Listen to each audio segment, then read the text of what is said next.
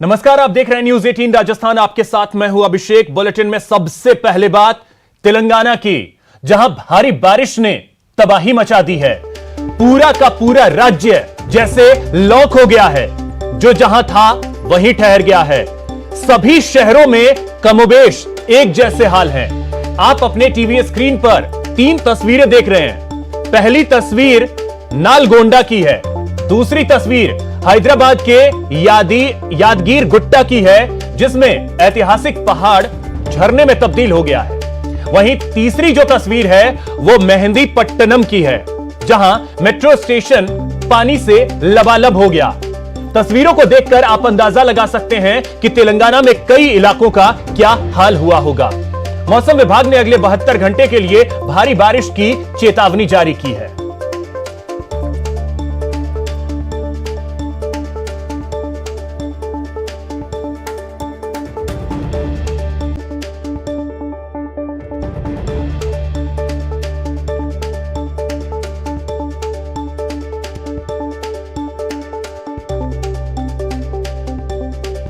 ये तस्वीरें आप देख सकते हैं, 3 जगहों की ये तस्वीर तेलंगाना के अलग अलग जगहों की। नालगोंडा, यादगीर गुट्टा, मेहंदीपट्टनम। अब इन तस्वीरों को देखकर के आप सोच रहे हो कि जैसे कोई झरना हो, लेकिन ये कोई झरना नहीं है, बल्कि एक फ्लाईओवर, वहां से पानी गिर रहा है। तो निचले इलाकों की क्या स्थिति हुई होगी, आप अंदाजा लगा सकते हैं। मौसम विभाग ने अलर्ट भी जारी किया है अगले 72 घंटे के लिए। कई इलाकों की स्थिति क्या हुई होगी, आप अंदाजा लगा सकते हैं। जो निचले इलाके हैं वहां की स्थिति।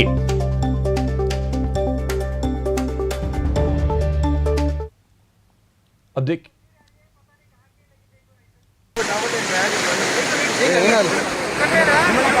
तो ये तस्वीरें जो हैं वो आप देख पा रहे हैं। देखिए बारिश के बाद किस तरीके के हालात बने हैं। कई जगहों पर लोग फंसे हैं, उनका रेस्क्यू किया जा रहा है, उन्हें निकाला जा रहा है, सुरक्षित जगहों पर पहुंचाया जा रहा है। तो शहर पूरी तरीके से डूबे हुए हैं, ग्रामीण क्षेत्र जो हैं वो पूरी तरीके से डूबे हुए हैं। और इन तस्वीरों को देख करके आप अंदाजा खुद ही लगा सकते हैं कि तेलंगाना की क्या स्थिति रही है। लगातार यहां बारिश का दौर अभी भी जारी है, और बारिश लगातार होने की वजह से कई इलाके जो हैं पूरी तरीके से पानी से लबालब हो गए हैं। पूरा इलाका पानी से भर गया है, और अब आम जनजीवन जो है वो पूरी तरीके से अस्त व्यस्त हो गया है। कई जगहों पर पिछले 3 से 4 घंटे से बिजली नहीं आई है।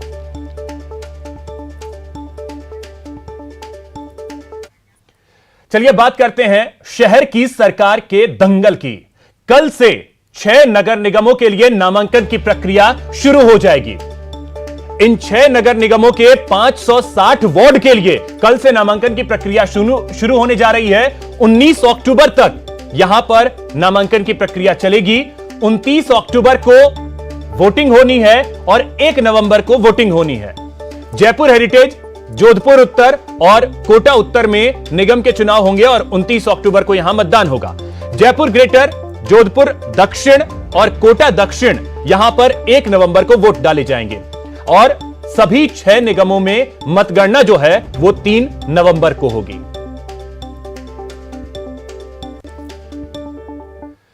तो शहर की सरकार के रण का कल से असली आगाज होने जा रहा है। जयपुर, कोटा और जोधपुर की कुल 6 नगर निगमों के लिए बुधवार से नामांकन की प्रक्रिया शुरू हो जाएगी।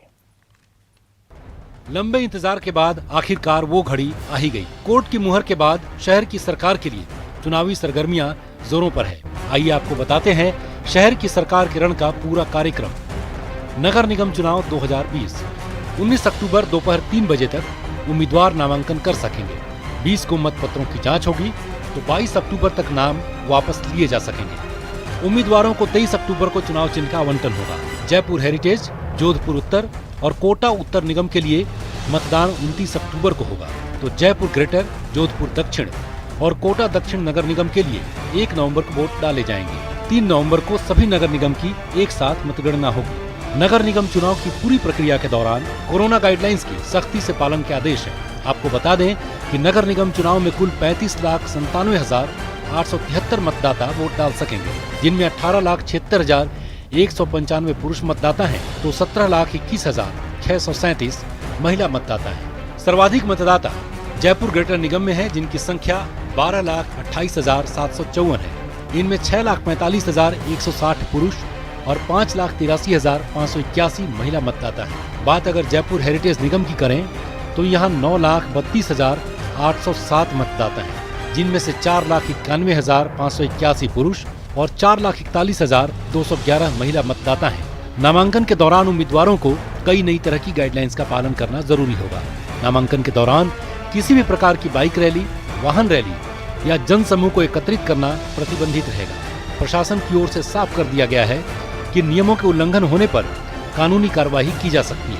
दरअसल पंचायत चुनाव में कोरोना गाइडलाइंस की धज्जियां उड़ाए जाने की खबरें आई थी। ऐसे में सरकार के लिए ये चुनाव बड़ी चुनौती होगी। न्यूज़ 18 नेटवर्क के लिए जयपुर से प्रेम मीणा की रिपोर्ट। इस बार नामांकन पत्र जिला कलेक्ट्रेट के बजाय शहर के कई दूसरे स्थानों पर दाखिल किए जा सकेंगे। जयपुर के निर्वाचन अधिकारी अंतर सिंह नेहरा से खास बात की हमारे संवाददाता बाबूलाल धायल ने।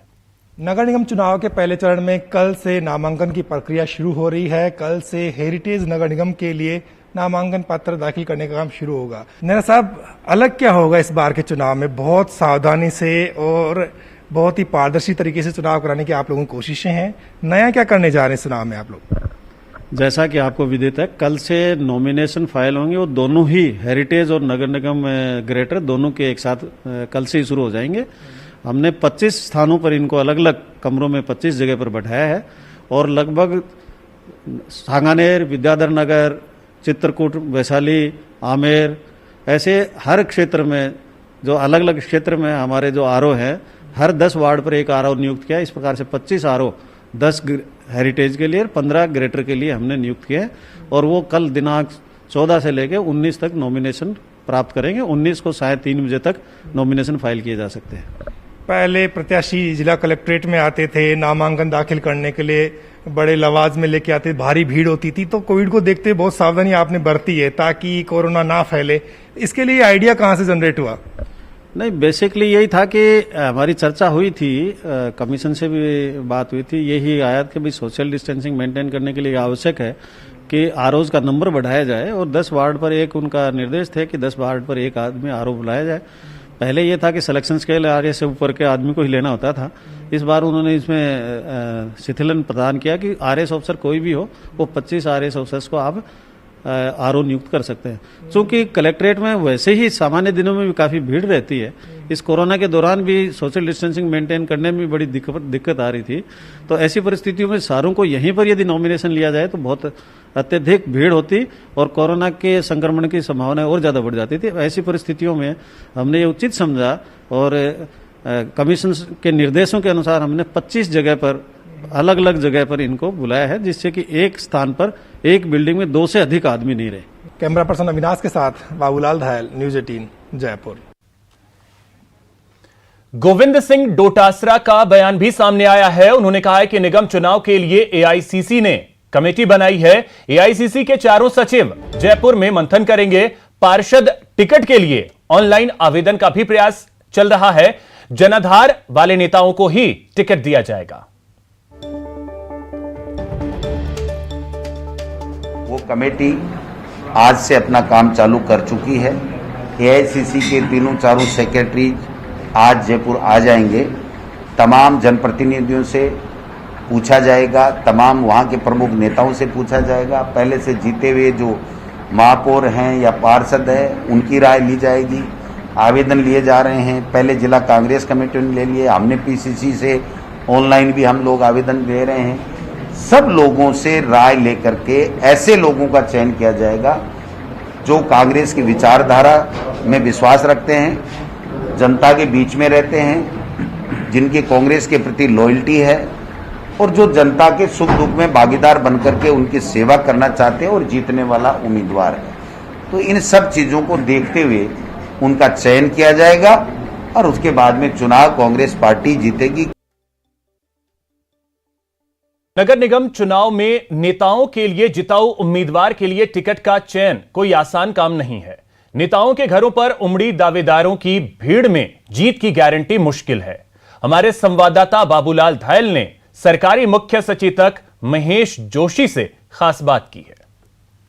नेताओं के घरों पर टिकट के तलबगारों का मेला लगा है। महेश जोशी के आवास पर भारी भीड़ देख सकते हैं। टिकट के दावेदार अपने समर्थकों के साथ नेताजी पर दबाव बना रहे हैं और टिकट की चाह में हर तरह की कोशिश कर रहे हैं कि नेताजी की एक बार निगाह पड़ जाए, नेताजी मेहरबान हो जाए। तो कोई हाथ जोड़ के खड़ा है। इस बार इतनी भीड़ क्यों है? टिकट चाहने वालों की तादाद इस बार ज्यादा कैसे नजर आ रही है? नहीं, टिकट चाहने वालों की तादाद तो हमेशा ही ज्यादा रहती है। इस बार हम लोग ये ध्यान रख रहे हैं कि डिस्टेंसिंग रखें। कोरोना का समय है, बहुत गहरा प्रकोप है कोरोना का।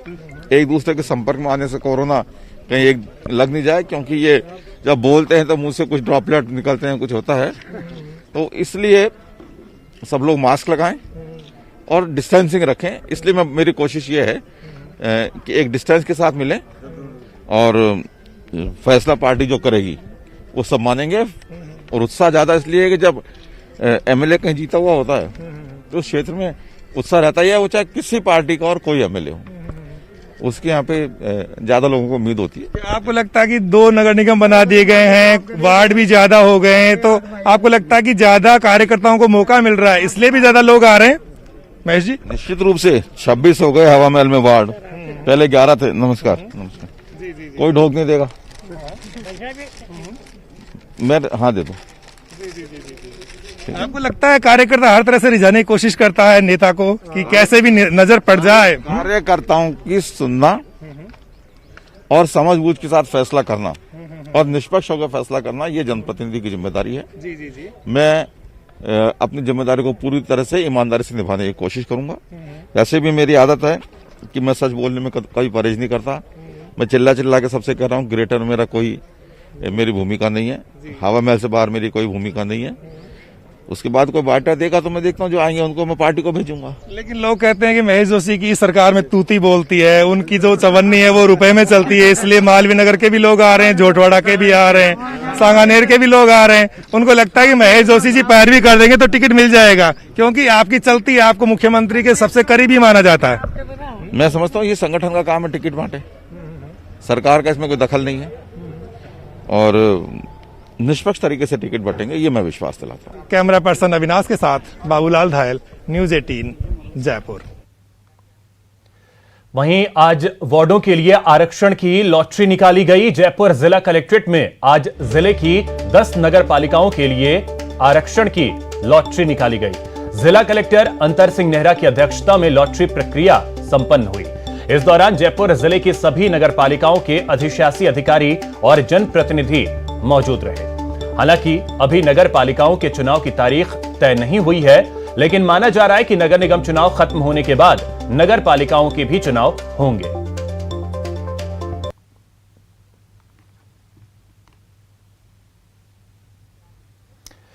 तो आपके टीवी स्क्रीन पर 8 जगहों की तस्वीरें हैं। बीकानेर, श्रीगंगानगर, कोटा, प्रतापगढ़, भीलवाड़ा, राजसमंद, झालावाड़ और भरतपुर, जहां पर आज आरक्षण के लिए लॉटरी निकाली गई।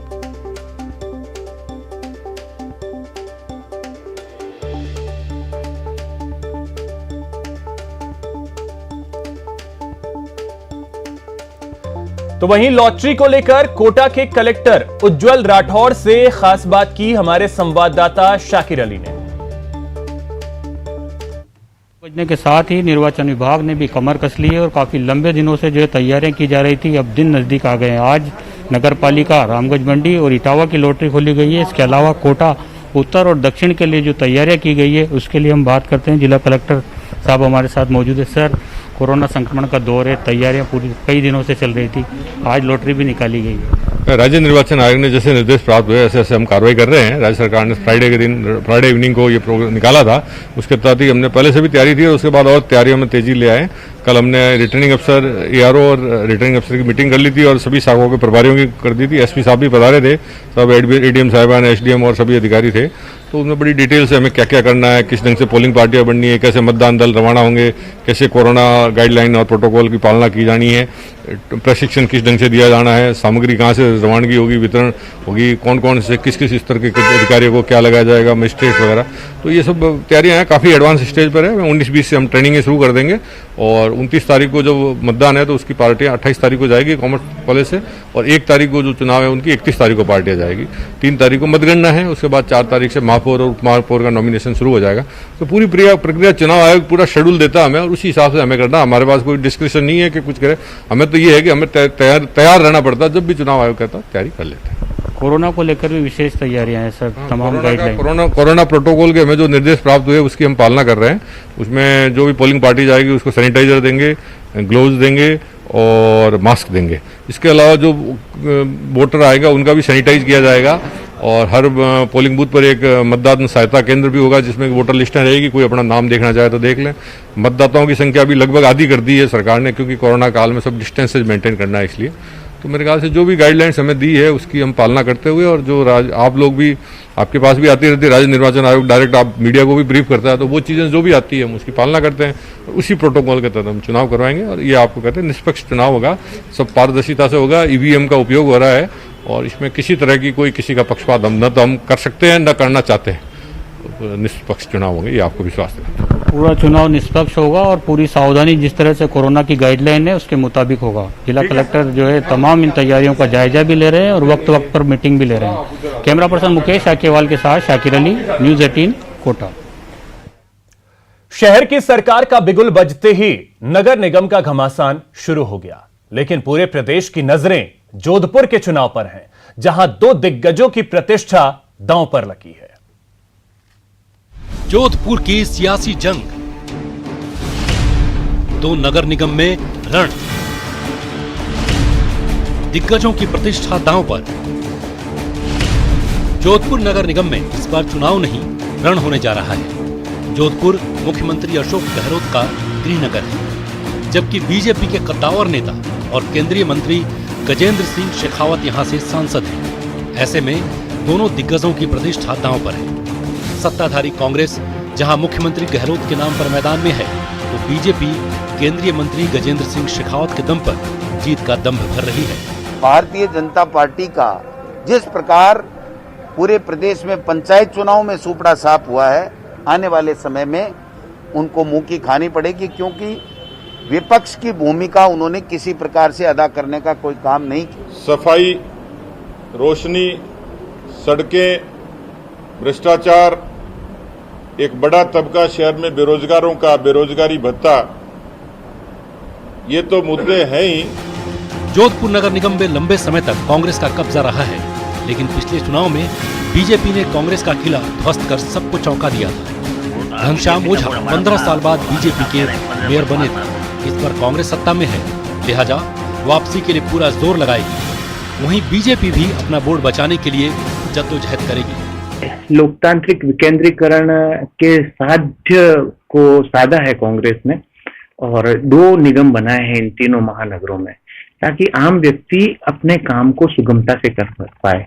तो ये अपना आप में एक बहुत बड़ी उपलब्धि है। सबसे बड़ा तो मैं इसी को ही हमारा मुद्दा मानता हूँ कि 2 निगम बना के और आम वर्कर और आम जनता का जुड़ाव सीधा लोकल गवर्नमेंट के साथ हो जाएगा। जोधपुर का बोर्ड बहुत ही अहमियत रखता है पूरे राजस्थान में, क्योंकि ये मुख्यमंत्री जी का खुद का गृह क्षेत्र है, और 5 साल पहले हमारा बोर्ड पिछला बोर्ड हमारा था, और आप जैसा आप कह रहे हैं 15 वर्ष बाद हमारा बोर्ड बना। इन 5 वर्ष में हम लोगों ने काम किए। सबसे बड़ी बात है कि पहली बार एक ऐसा बोर्ड था जिसमें मेयर हमेशा 4 घंटे वहाँ निगम बैठ के सुनवाई करता था, और 4 घंटे घर बैठ के सुनवाई करता था, और प्रतिदिन 2 से 3 वार्ड का भ्रमण करता था। और हम लोगों ने करीब इस 5 साल की पीरियड में 300 करोड़ से अधिक विकास के काम करवाए। जोधपुर के 2 नगर निगमों में कुल 160 वार्ड हैं, जिनमें उत्तर इलाके में 80 और दक्षिण निगम में 80 वार्ड आते हैं। उत्तर और दक्षिण निगम में कुल 7,27,300 मतदाता हैं। इनमें 3,74,000 पुरुष, 3,52,737 महिलाएं और 7 ट्रांसजेंडर मतदाता हैं। बहरहाल अब सियासी हालात और निगम चुनाव के समीकरण दोनों बदल चुके हैं। कांग्रेस जहां जिताऊ प्रत्याशियों की तलाश में है, वहीं बीजेपी साफ छवि वाले नेताओं की तलाश में जुटी है। ताकि निगम के रण में अपना अपना परचम लहरा सके। न्यूज 18 के लिए जोधपुर से ललित सिंह की रिपोर्ट। वहीं जोधपुर की लड़ाई अगर बड़ी है तो जयपुर और कोटा का दंगल भी कहीं से छोटा नहीं है। जयपुर की लड़ाई जोशी बनाम पूनिया। नगर निगम के चुनाव में इस बार राजधानी जयपुर की लड़ाई भी जोरदार होने जा रही है। इनमें जयपुर हेरिटेज के 100 और जयपुर ग्रेटर के 150 वार्डों पर चुनाव होंगे। 2018 के विधानसभा चुनाव में शहर के 8 में से 5 सीटों पर कांग्रेस ने कब्जा किया था, लेकिन लोकसभा चुनाव में बीजेपी के हाथों करारी हार मिली। तब कांग्रेस में मतभेद भी नहीं था और आज की तारीख में तो कांग्रेस का और बुरा हाल है, संगठन है नहीं। ऐसे में ये चुनाव साफ है, दोनों निगम में अपना बोर्ड बनाने के लिए जिन कांग्रेसियों को एड़ी चोटी का जोर लगाना होगा उसमें हैं कृषि मंत्री कटारिया, परिवहन मंत्री, मुख्य सचेतक जोशी। वहीं बीजेपी को अगर लोकसभा वाला जलवा बरकरार रखना है तो बीजेपी सांसद रामचरण बोहरा, प्रदेश अध्यक्ष सतीश पूनिया, अशोक लाहोटी और कालीचरण सर्राफ को अपने इलाकों में अपना दम दिखाना होगा। कोटा में कांटे की टक्कर, ओम बिरला बनाम धारीवाल। ऐसी ही कुछ रोचक लड़ाई कोटा में भी होने जा रही है। कोटा उत्तर की 70 और कोटा दक्षिण निगम में 80 सीटों पर चुनाव होंगे, लेकिन यहाँ भी सांसद और लोकसभा अध्यक्ष ओम बिरला और नगरीय विकास मंत्री शांति धारीवाल का सीधा प्रभाव देखने को मिलेगा। शहर के 4 में से 3 विधायक बीजेपी के हैं, कांग्रेस से केवल शांति धारीवाल हैं। धारीवाल की कोशिश रहेगी कि दोनों ही निगमों में कांग्रेस का परचम लहराए। वहीं ओम बिरला भी अपनी जमीन बचाए रखने के लिए बीजेपी की जीत सुनिश्चित करेंगे। Bureau report, news 18। तो फिलहाल इस बुलेटिन में इतना ही। साथ ही आपको बता दें, अपने पसंदीदा चैनल न्यूज 18 राजस्थान की और भी खबरों को देखने के लिए आप विजिट कर सकते हैं हमारी वेबसाइट news18rajasthan.com पर। नमस्कार।